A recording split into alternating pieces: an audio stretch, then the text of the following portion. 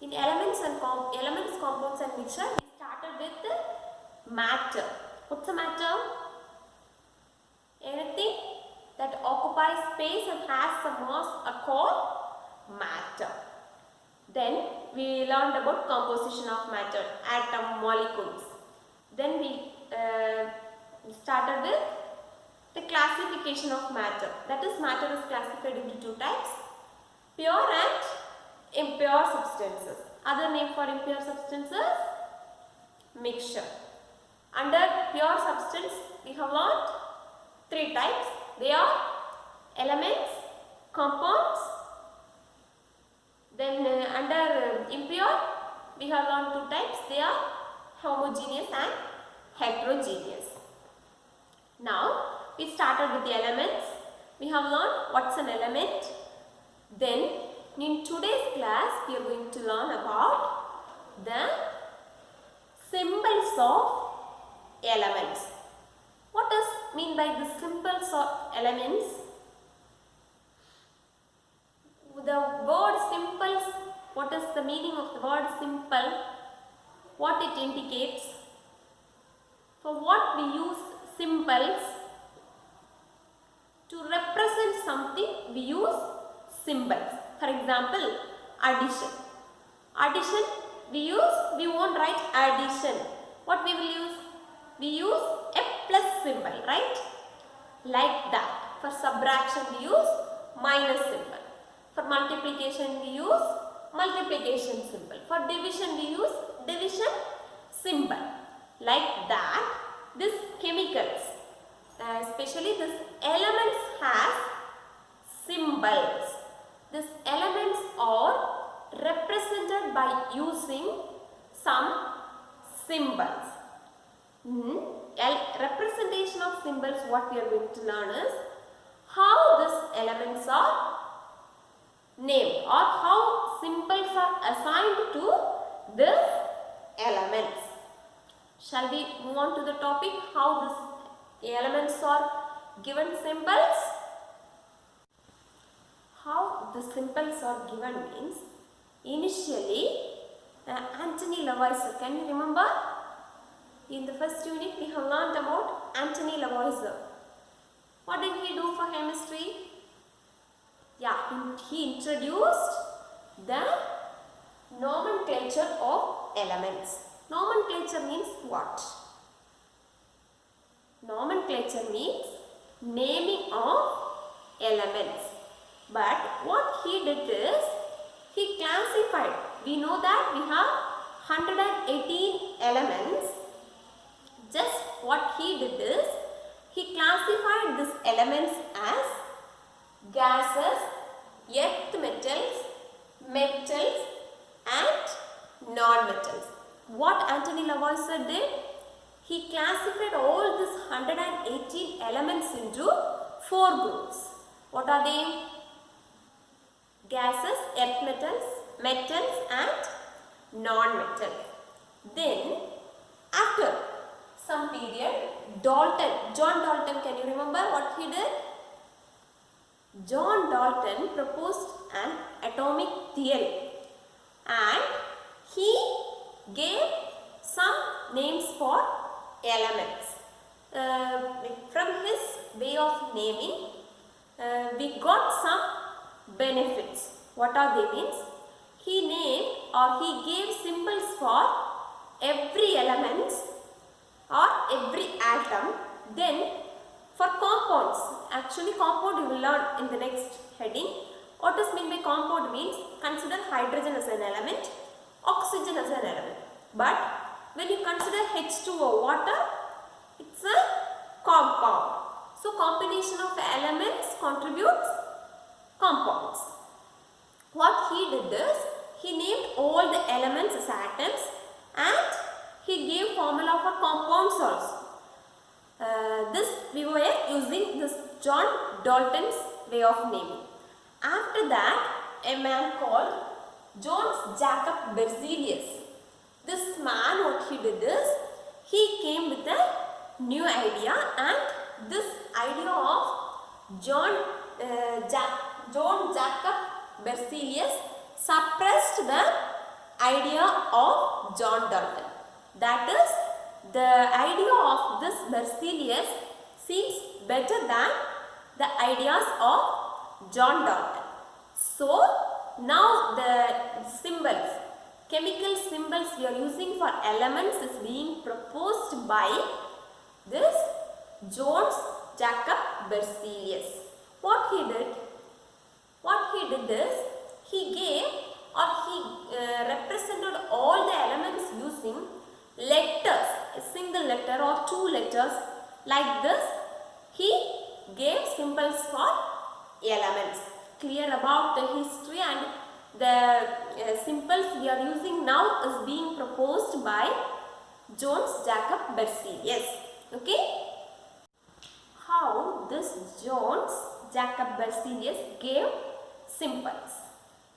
He derived the symbols, that is, Berzelius' method of naming has a letter or two letter.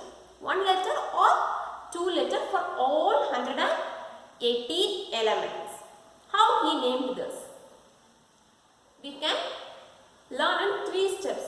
Before that, he derived these letters from English and Latin. Both English and Latin names he has studied, and from that he has given the symbols for elements. How he named? That is, for example, consider hydrogen. What is the symbol for hydrogen? H. H is its first letter.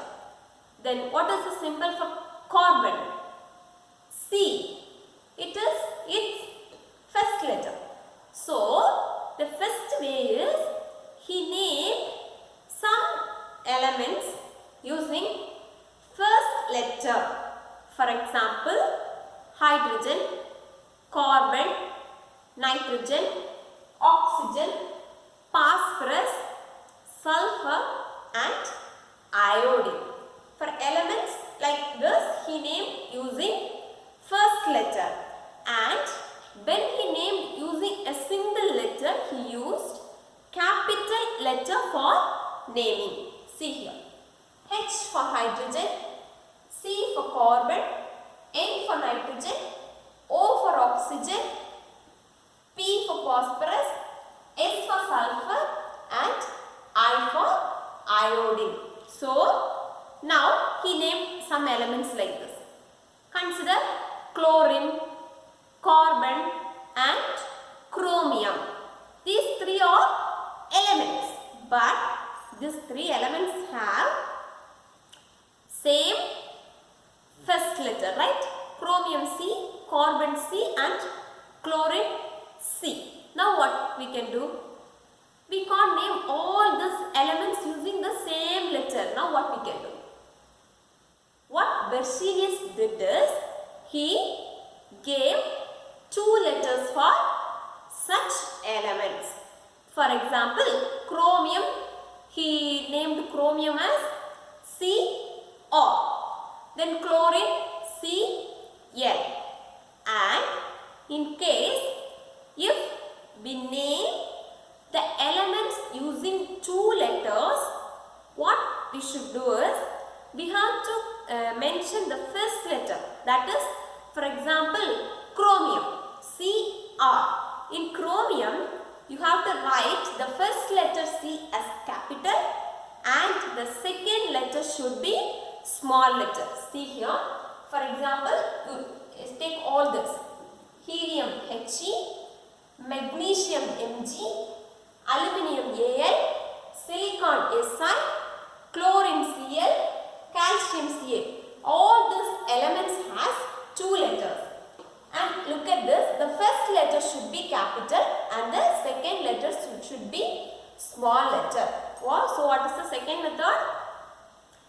When the elements have same first letter, in such cases we have to use 2 letters. When we use 2 letters to represent elements, you have to use the first letter as capital letter and second letter as small letter. And the third one is, one more method he used is, he named some elements using its Latin name. Consider potassium. Potassium, its first letter is P. O. Second letter is O. But its symbol is K. So it is not the first letter. We are not using two letters. But it is K. How it is K? Because the potassium, the Latin name is Kalium. K-A-L-I-U-M. Kalium. Using that, he named this potassium as K. Like that, sodium. Sodium, first letter is S, but its symbol is Na. How this Na came? Because its Latin name is natrium. Using that, he named sodium as Na. Then iron. Iron first letter is I, but we are representing iron as Fe. So, this is from its Latin origin. The Latin name for iron is ferrum. So, we represent iron as Fe. Then copper, cuprum, Cu. Then silver, argentium, Ag. Like that, some elements he named using its Latin names. Clear about these 3 points, how the symbols are assigned to the chemical elements. First, some elements he named using the first letter. When we use first letter, we have to represent using capital letter. Then the second one is when an element or 2 or 3 elements has same first letter, he named or he gave its symbols using 2 letters.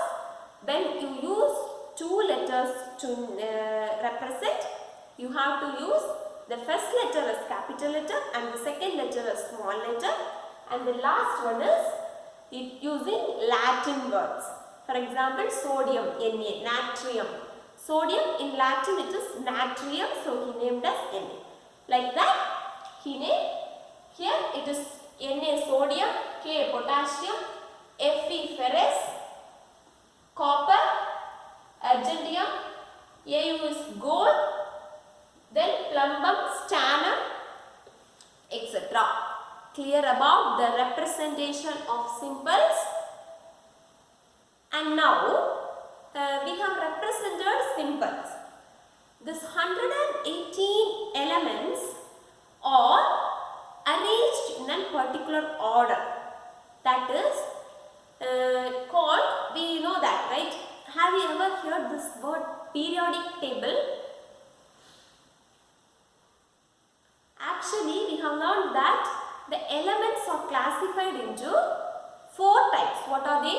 The last class we have learned the 4 types of elements. What are they? They are metals, non-metals, metalloids and inert gases. All these 4 types totally contributes to 118 elements. So, only this 118 elements are classified into 4 types. Clearly, this 118 elements are arranged in this classified order in a table called periodic table. I hope you are all seen periodic table, right? Generally, a periodic table looks like this. It has 118 boxes. Each boxes will have an element. For example, here hydrogen, helium. It will be arranged in increasing order of their atomic number that we can learn later. Now, just to look at this, how the periodic table looks like this. I have drawn a rough diagram. In this, how many rows we have? 7 rows we have. The 7 rows are called periods. And how many columns we have?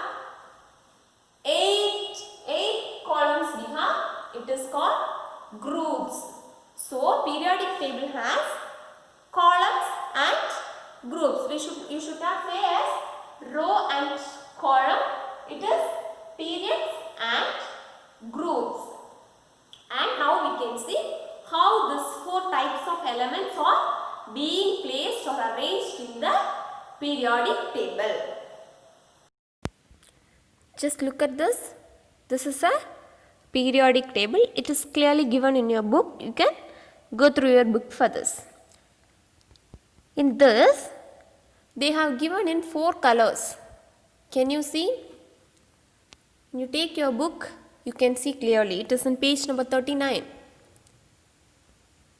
Given in 4 colors. The green color indicates the non-metals. The blue color indicates the metals. And the yellow color indicates the metalloids. Then last, the orange color indicates the inert gases or noble gases. Now can you remember that 4 types of elements? It is clearly arranged in a particular order. This is being arranged in increasing order of their atomic number. When you consider hydrogen, it has atomic number 1, helium 2, then so on. It is arranged according to their atomic numbers. That we can learn later. Now you just want to know what are the elements present. Just go through this. All elements. The symbol H is given means next its name will be given, hydrogen. Like this, everything is given. So you have to learn all the names of elements and its symbols from your book. Okay. So in today's class, what are the things you have learned? About the representation of elements. Who proposed the nomenclature? Antony Lavoisier. Then Dalton proposed a naming system, and when Berzelius proposed a new naming system, it was the Dalton system was suppressed, and we are using now the Berzelius system of nomenclature. In that we have learned 3 ways, 3 methods to name elements.